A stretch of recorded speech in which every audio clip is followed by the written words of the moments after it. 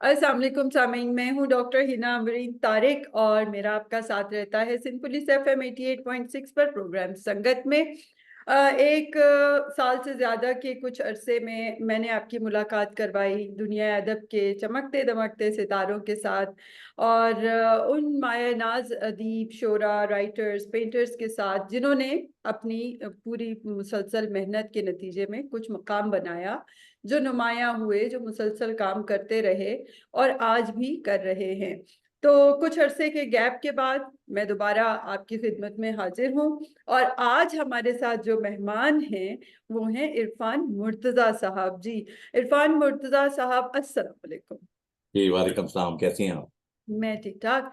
अ, ये प्रोग्राम जो है ये आपकी खिदमत में जो दुनिया जहान में देखा जा रहा है, ये सिर्फ सिंध पुलिस FM 88.6 के रेडियो चैनल पे सुना नहीं जा रहा, बल्कि उनके ऑफिशियल वेबसाइट जो कि यूट्यूब भी चैनल्स हैं और फेसबुक का ऑफिशियल पेज भी है, उस सब पर लाइव देखा जा रहा है।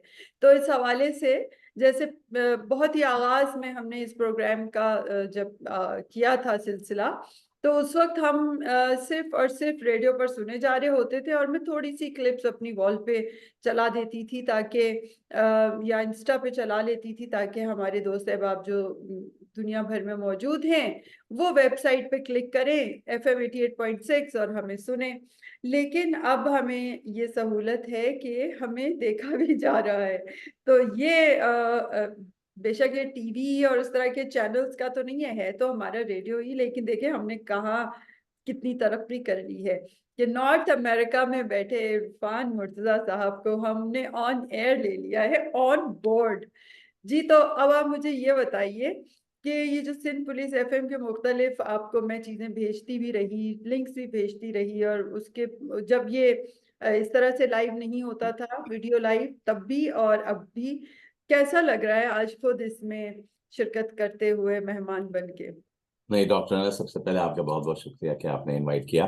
और साथ साथ FM 88.6 का भी बहुत शुक्रगुजार हूँ कि आपके तवस्सुस से आप सबके तवस्सुस से जो है वो ऐसे ऐसे लोगों से मुलाकात हुई कि बाज़ औक़ात होता है क्योंकि हम तो हज़ारों मील दूर बैठे हैं ना, जी जी। तो बहुत सी चीज़ें अब तक आवाज़ों में पहुंचती हैं या तस्वीर में पहुंचती हैं या कुछ वीडियोस के थ्रू। हम्म। लेकिन होता यह है कि बाज़ औक़ात वो क्लिप्स के अंदाज में आती हैं, लेकिन आप लोग इतनी तफसील से इतना मुफस्सिल आपका इंटरव्यूज होते हैं कि बाकायदा एक शख्स से उसको पहचानने की, उसको जानने की जो हमें एक होते हैं ना कि भाई उसका शख्स के बारे में, क्योंकि सिर्फ शायरी सुन लेना ही काफ़ी नहीं होता। एग्जैक्टली। किसी की तहरीर पढ़ लेना ही काफी नहीं होता और उसके बारे में जानना भी जरूरी होता है, क्योंकि जब आप किसी की शायरी पढ़ें, किसी की नस्र पढ़ें, किसी कोई अफसाना पढ़ें, कम से कम उसका बैकग्राउंड पता चले उस शख्स का, ताकि उससे आपको अंदाजा होगा कि हाँ भाई ये शख्स कहाँ से आ रहा है। क्योंकि एग्जैक्टली। बाज़ औक़ात शायरी में आपको ठीक है एहसास तो होता है और लेकिन कभी कभार ऐसा भी होता है कि शोरा वो लिखते हैं जो लोग सुनना चाहते हैं, लेकिन जब वो शख्स बात कर रहा होता है तो आपको अंदाजा होता है कि ये शख्स हकीकत में है क्या। तो राइट। बहुत बहुत शुक्रिया आप लोगों का।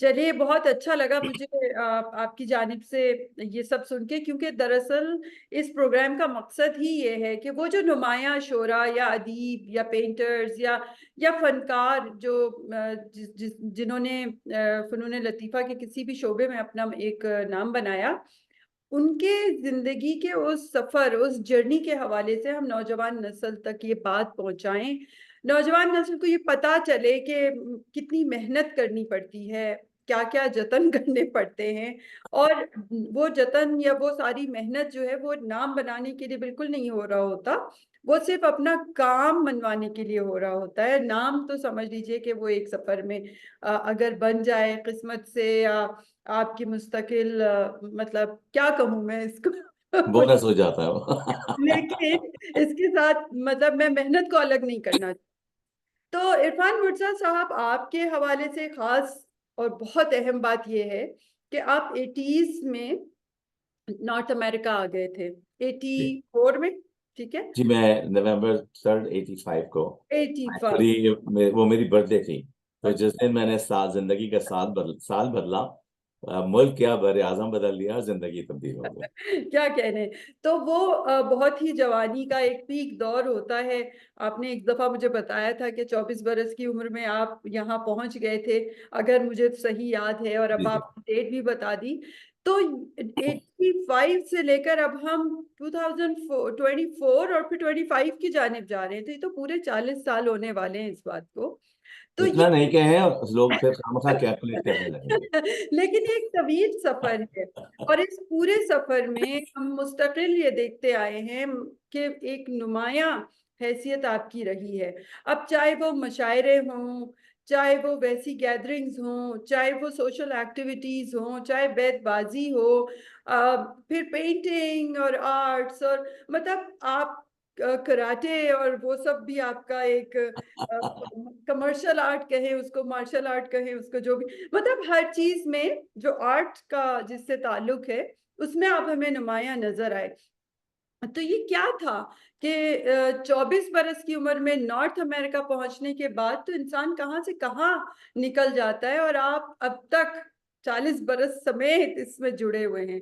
तो जरा इसके हवाले से कुछ हमारे सामीन को बताएं, बहुत आगाज से, बहुत मतलब जाने से पहले का भी थोड़ा सा आप हमें बताएं कि शायरी का जब आगाज हुआ तो क्या वो लेकर चले, या आपने यहाँ आकर शायरी शुरू की, या आपको लगा कि नहीं, मुशायरे जो हैं वही अदब की तरोीज और तरक्की का काम करते हैं, क्या है ये सब कुछ बेचैनी नहीं सी। नहीं, देखें, दो चीजें हैं। एक तो ये कि आपके सवाल का जवाब कि इतना अरसा मैंने यहाँ गुजार दिया है, जाहिर बात है मेरी जिंदगी का ज्यादा अरसा यहाँ गुजरा है। बिल्कुल। और मुझे ये लगता है कि मैं ज्यादा से ज्यादा जबान से और अपनी तहजीब से जुड़ता जा रहा हूँ। अच्छा। और इसके आप नमूने देख भी चुकी हैं। लेकिन कहने का मकसद ये कि यू कैन, यहाँ पे कहते हैं ना कि you can take a man out of country but you cannot take a country out of man. या एग्जैक्टली। इंसान को कभी भी नहीं अपनी जड़ें नहीं भूलना चाहिए, वो हम्म। रास्ता नहीं भूलना चाहिए उसको। इसीलिए जैसे मैं तो एक मिसाल ये भी देता हूँ कि जब जिंदगी हमें ऐसे गुजारनी चाहिए जैसे हम ड्राइव करते हैं। हम्म। तो गाड़ी ड्राइव कर रहे होते हैं, सामने हमारे विंडशील्ड होती है, और राइट। हमें वहां पे देखना होता है, लेकिन कभी कभी आप रियर व्यू में जरूर देखते हैं कि आप कहाँ से गुजर कर आ रहे हैं। हम्म। उसको याद रखना जरूरी होता है। हम्म। तो ये चीजें। अच्छा, दूसरी चीज आपने कही कि कराटे भी है तो शायरी भी है तो पेंटिंग भी है तो नस्र आर्ट भी भी है, है, एग्जैक्टली। तो म्यूजिक, बेतबाजी, what not, what is this, ये क्या बेचैनी है। इस आर्ट से जुड़े रहने की एक मैं कहूंगी कि ये शौक है या ये इनबॉर्न है, व्हाट इज दिस। जब अल्लाह ताला किसी शख्स को क्रिएट करता है ना, ये मेरा ईमान, जब अल्लाह ताला किसी शख्स को क्रिएट करता है तो एक पूरा सॉफ्टवेयर का पैकेज उसमें अपलोड कर देता है। अब ये उस शख्स पे डिपेंड करता है कि वो कौन सा प्रोग्राम खोले और किस में महारत हासिल करे। आप सही। देखें कि आपके कंप्यूटर में कितने प्रोग्राम्स होते हैं, लेकिन हम सब प्रोग्राम्स पे तो काम नहीं करते। नहीं, बिल्कुल। तो ये कि मैंने कुछ ज्यादा प्रोग्राम खोल लिया और कुछ नहीं। अच्छा। ज्यादा प्रोग्राम खोल लिए। तो आपको क्या लगता है कि अगर हम शायरी करें सबसे पहले, क्योंकि मेरा तारुफ इरफान मिर्जा से बहैसियत शायर है, ठीक है। उसके बाद इरफान मिर्जा एक ऑर्गेनाइजर भी है नॉर्थ अमेरिका में, और एक ऑर्गेनाइजर भी वो जो एक बड़ा नाम है, जो जो बहुत बड़े लेवल के मुशायरे करवा रहे होते हैं, बाकायदा कैश अवार्ड्स दे रहे होते हैं अदीबों को, शोरा को। तो पहले तो आप ये बताएं ना कि ये शायरी कहाँ से आई, कहाँ से आगाज हुआ। मैंने पढ़ने का शौक तो, पहले हाँ, से था। ना वो तो जाहिर बात है। और बचपन से ये होता था कि जब ईद आती थी ना, खासकर खासकर ईद पे, तो मैं अपनी बहनों को, मेरी 3 बहनें हैं, और मैं अपनी बहनों को ईदी तो देता था, लेकिन एक शायरी की, किसी शायर की किताब जरूर देता था तीनों बहनों को। अच्छा। अच्छा, वो 1-2 हफ्ते में ही वो किताबें खिसक के हमारे शहर में आ जाती थी। हम्म। तो नाम तो ये होता था कि हमने तोहफा दिया है, लेकिन हमारे हिस्से में आ जाती थी। अच्छा। तो मैं पढ़ा करता था, और फिर 15 साल की उम्र में मैंने 2 गजलें लिखी। ओके। और उस वो टाइम होता है बहुत ही जैसे बागियाना, एक मैं कहूँगा बच्चों का, राइट। क्योंकि हर एक चीज से उनका होता है कि वो, ना आप अडल्ट हैं ना आप बच्चे हैं, तो दरमियान में एक वो होता है। तो उसमें मैंने 2 गजलें लिखी थी, अच्छा। जिसमें कुछ ऐसी चीजें थी, या तो हमारी अम्मी ने डांटा होगा या क्या किया होगा, हम्म। उसका कुछ उसमें रंग झलक गया था। ओके। तो वो गजलें हमारी अम्मी ने पढ़ ली, ओके। और वो पढ़ने के बाद उन्होंने उस पर पाबंदी लगा दी। पिटाई नहीं नहीं, पिटाई तो नहीं हुई उस जमाने में खैर, लेकिन उन्होंने क्या किया कि उन्होंने पाबंदी जरूर लगा दी कि अब तुम नहीं लिखना। खैर, तो लेकिन जाहिर बात है लिखता रहा थोड़ा बहुत, लेकिन बहुत छुपा के लिखता रहा। लेकिन फिर जब यहाँ आया मैं, तो यहाँ आने के बाद तो कोई भी पाबंदी नहीं थी। सही। उसके बाद फिर बाकायदा लिखना शुरू कर दिया। हम्म। और 1987 में मैंने पहला मुशायरा पढ़ा था, जिसमें कमर मोहिंदर सिंह बेदी थे, जिसमें उबैदुल अलीम थे, और नसीर तुराबी साहब मरहूम थे। तो ये वहां से सिलसिला जब शुरू हुआ, और उसके बाद फिर चलते गए। तो ये कहाँ पड़ा था ये मुशायरा? कराची? लॉस एंजलिस में। लॉस एंजलिस में, अच्छा। जी जी जी। तो 1987 में वहां पर मेहमान आए हुए थे, तो ये मुशायरा किसने अरेंज करवाया था? यहाँ पे एक ऑर्गेनाइजेशन थी, कुछ लोगों ने मिलके बनाई हुई थी, नाम मुझे अभी याद नहीं आ रहा, लेकिन उन्होंने ये प्रोग्राम अरेंज किया था। हम सुनने गए थे। ओके। तो हम सुनने गए तो वहाँ किसी ने कहा भाई ये भी लिखते हैं। अच्छा। तो उन्होंने भी कोई एक मुब्तदी शायर चाहिए होगा कि भाई कहीं से तो स्टार्ट हो। तो राइट। अब और वो इत्तेफाक ऐसा हुआ कि जो साहब हमारे साथ गए थे उन्होंने कहा भाई मुशायरा जो होता है बड़ा सीरियस एक चीज है, तो ये ना हो कि आप जाके जो हंसी मजाक करें या ऐसा कुछ हंसें या कुछ करें। हाँ, इत्तेफाक ऐसा हुआ। मुझे ये तो मालूम है कि आपको हंसने की बहुत आदत है, और अल्लाह हंसता मुस्कुराता रखे। तो इससे इससे एक चीज तो पता चल गई कि ये पुरानी आदत है। पुरानी आदत है। और और हुआ भी यही कि हम गए, तो उस जमाने की नज़में भी ऐसी थी, और हमने जाते ही कहा कि मुझे याद है वो नज़्म का जो पहला मिसरा था कि दुआ गो हूं कि ये रातें जो वीरां हैं वो अब आबाद हो जाए। हम्म। वो जितने आगे बुजुर्गवार बैठे थे सब कहने लगे आमीन आमीन, तो हमारी हंसी निकल गई उस पर। अच्छा। सही सही सही। तो फिर वहां से सिलसिला शुरू हुआ, तो यहाँ बाकायदा लिखता रहा, और मुख्तलिफ मुशायरों में। अब अच्छी बात ये हुई कि अ, बहुत से ऐसे लोग कि जिनको हम सिर्फ टीवी स्क्रीन पे देखते थे, उनकी हम्म। किताबें पढ़ते थे। हम्म। अ, अच्छी बात ये हुई कि हमें उनके साथ बैठने का मौका मिला, उनसे अच्छा। सीखने का मौका मिला, उनको सुनने का मौका मिला। और सिलसिला तो जितना ही जारी मैंने। रहा होगा ना? जी। आपका यहाँ पर सीखने का सिलसिला तो यकीनन जारी रहा होगा। तो जाहिर है, वो अभी भी जारी है, लोगों जाहिर की है। रहनुमाई रही आपको। या या और हुआ ये कि क्योंकि हमारी जो हमारी फैमिली थी उसमें मैं तो ये कहता हूँ कि लिखने के या पढ़ने वाले भी बहुत कम थे। ओके। और मैं हमेशा एक वाकया जरूर सुनाता हूँ, और हमारी बाजी उसको बहुत पता नहीं इंजॉय करती है या नहीं करती, लेकिन बहरहाल हमारी बाजी जो है वो अफसाने लिखा करती थी कॉलेज के ज़माने में। ओके। 16-17 साल की उम्र। तो वो क्या करती थी कि वो मुख्तलिफ पाकीज़ा में या ख़वातीन डाइजेस्ट में भेजती रहती थी। तो एक दफ़ा वो डाइजेस्ट लेके आई भागी भी, ये देखो देखो देखो, तो मैंने कहा वो छप गया। वो देखा तो उनका नाम था उसमें, और ऊपर टाइटल था नाकाबिल इशाअत। अच्छा। वो वो उसी में पूछती कि भाई इतने बड़े रिसाले में हमारा नाम आ गया। तो अच्छा। लेकिन मैंने जो कुछ भी सीखा है वो लोगों में बैठ के सीखा है। सोहबतों का असर है, हम्म। और अच्छे अच्छे लोग मिले इसमें। जाहिर जाहिर बात है, ऐसे मजलिसी भी आप, लोग मिले जिनका तज़किरा ना हो तो बेहतर मजलिसी है। इसको जी कहना चाहिए।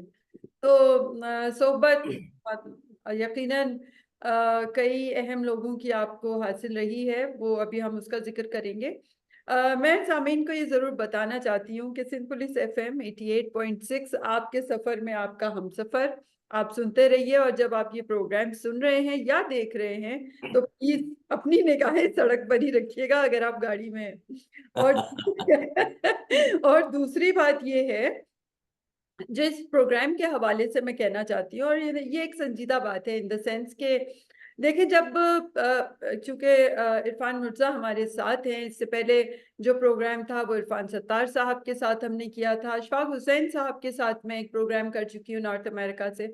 बताने का मकसद ये है कि जब हम आप अपने मुल्क से बाहर जाते हैं, चाहे वो रोजगार के सिलसिले में, इमिग्रेशन, किसी भी वजह से, तो हमारे ऊपर एक ऑटोमेटिकली हम अपने ऊपर दो तरह की जिम्मेदारियां महसूस करना शुरू कर देते हैं, जिसमें से एक तो जाहिर सी बात है रोजगार, और उस हवाले से सेटल होना, और वो भी एक बहुत अहम, बल्कि वही अहम काम है जिंदगी का। लेकिन उसके साथ साथ इन तारकीन वतन पर एक जो बहुत अहम जिम्मेदारी, जो कोई बाहर से आकर आयद नहीं करता, ये बखुद अज खुद इसको महसूस करते हैं, और वो है अपने कल्चर, अपनी सकाफत को जिंदा रखना, अपनी जबान के साथ जुड़े रहना, अपने मुल्क के साथ। जाहिर है, जैसे अभी इन्होंने कहा कि आप किसी मुल्क से कोई शख्स तो निकाल सकते हैं, उसका वतन उसके दिल से नहीं निकाल सकते। तो यही वो चीजें होती हैं जो आपको मुस्तकिल अदब से जोड़े रखती हैं। और सब जाहिर है, इस सब के पीछे जबान है। अगर आप अपनी जबान को कायम रख सकते हैं तो आपकी सकाफत रहती है, अदब, सब कुछ उसी से जुड़ता है। और अभी हमारे साथ जो मौजूद हैं इरफान मुर्तजा साहब, जाहिर है ये भी यही काम कर रहे हैं। ये भी यहाँ आए 1984 में, और इन्होंने बताया कि पहला मुशायरा ही इन्होंने 87 में पढ़ लिया, और कितने बड़े लोगों के साथ, और ये सोहबतें मुसलसल इनके साथ रही। तो मैं अब सवाल ये सारा बताकर ये पहला करना चाहती हूँ कि मुशायरा आपने अपनी ऑर्गेनाइजेशन बनाकर पहला कब किया, और उसके शोरा कौन थे जो आपने पाकिस्तान से या इंडिया से बुलाए?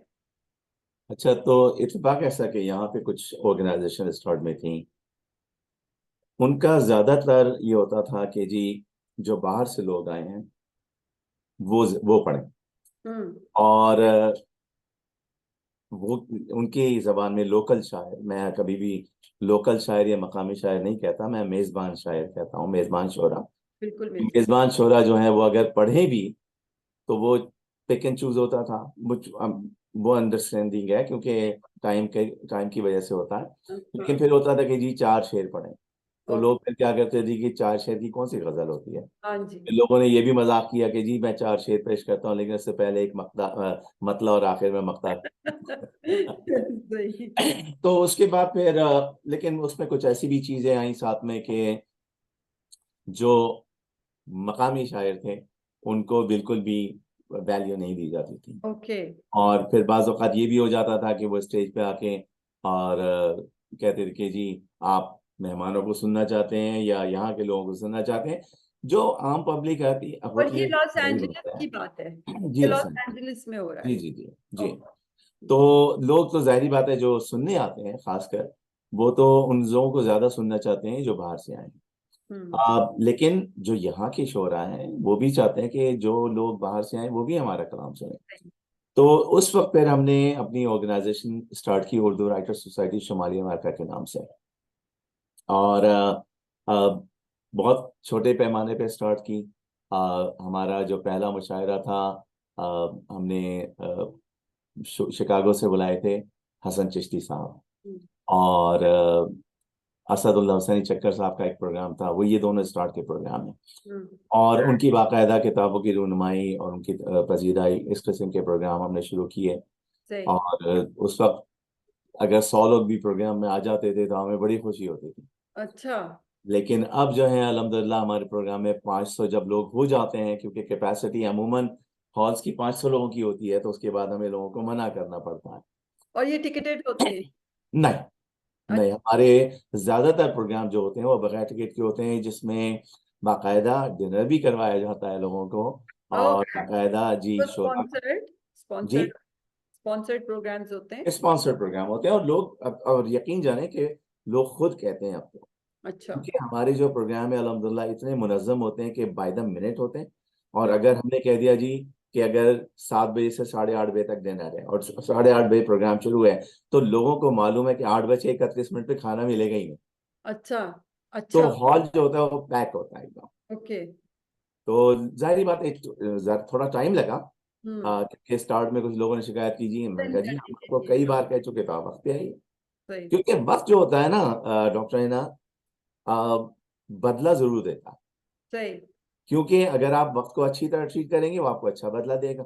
राइट। अगर आपने बुरा बुरा वक्त को बुरा वक्त दिया तो वो आपसे आपको हाँ, बुरा। आपने जी सही इस्तेमाल करना बहुत जरूरी है। बिल्कुल बिल्कुल। Everything just comes back and pays back. जी। तो उसके साथ साथ फिर हमने कई लोगों की किताबों की रुनमाई की। कुछ लोगों की किताबें ऑर्गेनाइजेशन ने प्रिंट करवा के उन्हें तोहफतन भी दी। हम्म। उसके अलावा मुशायरे, शाम नसर से मुताल्लिक़ प्रोग्राम, फिर हम्म। हमारा कैश अवार्ड्स का सिलसिला जारी रहा। जिसमें हमने $5,000 के अवार्ड्स दिए। हम्म। और इस किस्म की चीजें चलती रहती हैं। अभी भी हाल ही में हमने एक बैतबाजी का प्रोग्राम किया जो जी, बहुत ही अच्छा मैंने रहा। देखा था। जी। बहुत अच्छा रहा और लोगों ने बहुत एंजॉय किया इसको। सही सही। ओवरऑल जो है वो आपको कैसा लगता है कि मुस्तकबिल, उस वक्त तो चले आप जैसे लोग थे, आप जैसे सीनियर्स थे जो लेके चले इस कारवां को, और नॉर्थ अमेरिका तो इतना बड़ा है और खासतौर पे यूएस, उसमें तो इतना स्कैटर्ड फैले हुए हैं हमारे उर्दू लिखने पढ़ने और बोलने वाले, तो वो मुख्तलिफ जगहों पर छोटे छोटे ग्रुप्स में अपना काम कर रहे हैं और ये जी सफर चल ही रहा है साल साल से। तो आप अब जो नई नस्ल है, जब आप उसको देखते हैं तो आपको कैसा लगता है कि क्या ये कारवां चलता रहेगा, ये काफिला यूं ही जुड़ता जा रहा है और बढ़ता जा रहा है, या नहीं, इंटरेस्ट नहीं है नए नहीं, देखें, दो बातें हैं। एक तो ये कि लोग कहते हैं ना कि जबान मर जाएगी, जबान मर रही है, हाँ ऐसा हाँ। नहीं होगा। हम्म। ना होना है ऐसा। हम्म। इतनी बड़ी जबान है, चौथी पांचवी नंबर पे दुनिया में बड़ी जबान है ये। दूसरी चीज ये है कि हमसे पहले कुछ लोग थे यहाँ पे जो काम कर रहे थे, हम्म। फिर हम आए, और हमारे बाद भी लोग आएंगे, और लोग तो अच्छा। आते जा रहे हैं यहाँ पे। सही। तो अच्छा, ये नहीं 40 बरस तो आपको है। होने को आ गए, तो जी 40 इयर्स जो आपने लगाए उससे जी, पहले लोग काम कर रहे थे। बिल्कुल। लोग भाई, हमने भी किसी का पहला मुशायरा हमने जिसका अटेंड किया था वो भी ऑर्गेनाइज ही कर रहे थे ना। सही। और उससे भी पहले, बहुत देर बाद। चाहे वो छोटे वेरी पैमाने पे हो इंपॉर्टेंट। रहे थे, या लेकिन हो रहे थे। तो हम्म। अब ये है कि थोड़ा और उसको तरक्की मिल गई है। हम्म। हम चाहते हैं कि यंगस्टर्स आए, लेकिन होता क्या है कि जब आप यहाँ पे रह रहे होते हैं तो बाज़-औक़ात आपकी अपनी औलाद जो है वो ज़बान में इतना इन्वॉल्व नहीं हो पाती, नहीं होगा। क्योंकि उनका जो सारा उनकी जरूरत माहौल नहीं। है वो अंग्रेजी का है। उनकी आप जरूरत कहाँ, भी तो नहीं है। बिल्कुल बिल्कुल। और हर घर में जरूरी नहीं कि हर एक को एक ही इंटरेस्ट हो, हर सही। फैमिली। हम्म। तो किसी बच्चे को, बच्चों, आप अगर आपके 3-4 बच्चे हैं, हर बच्चे का इंटरेस्ट अलग अलग ही, होता है। अलग ज़हनियत है, अलग सोचने का अंदाज है, उसकी अलग हॉबीज हैं। तो आप उनसे एक्सपेक्ट नहीं कर सकते। लेकिन ये जरूर है कि जो आने वाले लोग हैं या जो पाकिस्तान से या इंडिया से यहाँ आते हैं, वो ज्वाइन करते हैं और वो शामिल होते जाते हैं। ये सिलसिला तो चलता रहेगा और मुख्तलिफ पैमानों पे चलेगा। आप देखें ना, जब पेंडेमिक का टाइम आया तो लग रहा था दुनिया खत्म हो रही है, हम्म। लेकिन पेंडेमिक का एक बड़ा फायदा जो ये हुआ, मैं फायदा इसलिए कह रहा हूँ कि इंटरनेट के जरिए, जूम मीटिंग्स के जरिए, इन चीजों के जरिए हमने ऐसे ऐसे शायरों के साथ बैठ के बात गुफ्तगू कर ली, उनको सुन लिया, उनसे मिल लिए कि से कभी जिनसे राब्ता सोच नहीं बिल्कुल हो सकते। गया, हाँ, हो बिल्कुल हुआ। सकता है। तो ये और एक बहुत पॉजिटिव सारी चीज है। जगहों पर ये सिलसिला आज भी जारी है, जैसे ये अभी हमारा बिल्कुल। प्रोग्राम भी उसी सिलसिले की कड़ी है। जी। तो सुनते रहिए और देखते रहिए सिंध पुलिस एफएम 88.6, और आपके सफर में आपका हम सफर, सिंध पुलिस एफएम 88.6।